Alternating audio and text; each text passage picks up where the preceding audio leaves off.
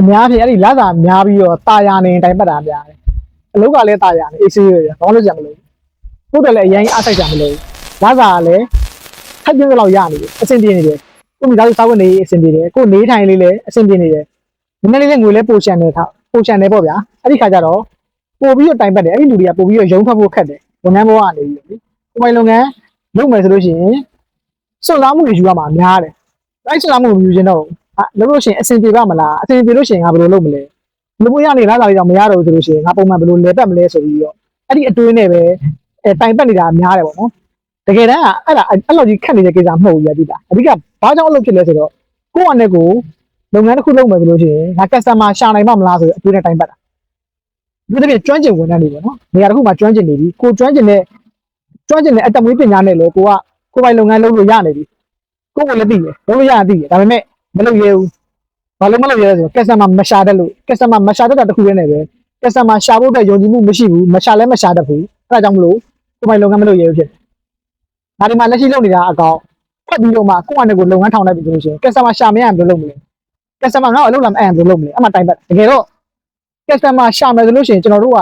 ကိုဒီမှာရနေတဲ့လစာရဖို့အတွက်တကယ်တမ်း customer ရှာလို့ရှိရင်2ယောက်3ယောက်ပြင်ဖို့မရှာဘူး customer 3ယောက်လောက်ရရင်ကိုကျွန်တော်လက်ရှိရနေတဲ့လစာမျိုးရနိုင်တယ်အများကြီးပဲရှိတယ်ရနိုင်တယ်အများကြီးပဲရှိတယ်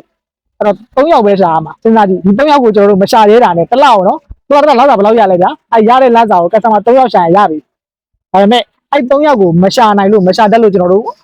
အလုပ်ကနေမထွက်ရဘူးဖြစ်တယ်တိုင်ပတ်နေတာစဉ်းစားကြည့်နော်အဲ့တော့ဘာလုပ်ရမလဲဆိုတော့ customer ရှာနည်းကိုလေ့လာပါနော်အလုံးမှာတိုင်ပတ်နေတယ်အဲ့လိုမျိုးကတန်တရားထဲမှာလဲနေတယ်ဆိုလို့ရှိရင်ရုံးလဲထွက်ချင်တယ်ကိုတိုင်းလဲလုပ်ငန်းလေးတစ်ခုကိုထီထောင်ချင်တယ်ကိုတိုင်းအတွက်ကိုနောင်လာမဲ့မျိုးဆက်တဲ့အတွက်ကိုထားခဲ့ချင်တဲ့လုပ်ငန်းရှိရဆိုလို့ရှိရင်နော်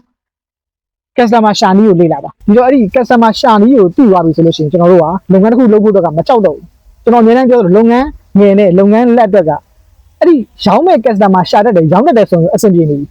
ဝင်ရနေပြီအဲ့ကြတော့မှထပ်ပြီးတော့လုပ်ငန်းကြီးဖို့လုပ်ငန်းချဲ့ဖို့ဘာညာလုပ်ငန်းကို system ချဖို့စနစ်ချဖို့ဆက်လုပ်လို့ရပြီပတ်စံရှင်အရာလုံးကအဆင်ပြေတယ်လေအားလုံးလည်းသိရတာပဲအဲ့တော့ပတ်စံရမယ့်လမ်းကြောင်းဖြစ်တဲ့ customer ရှာနည်းကိုအရင်လေ့လာကြပါ customer ရှာနည်းကိုလေ့လာကြပါဗီဒီယိုတွေအများကြီးပဲတင်ပေးရတယ် customer ရှာနည်းဝင်ပြီးကြည့်လို့ရပါတယ်ကျွန်တော် profile နဲ့ဝင်ကြည့်လို့ရတယ်ကျွန်တော် wall ထဲမှာအများကြီးပဲတင်ပေးရတယ်ဒါမိတ်ဆွေရော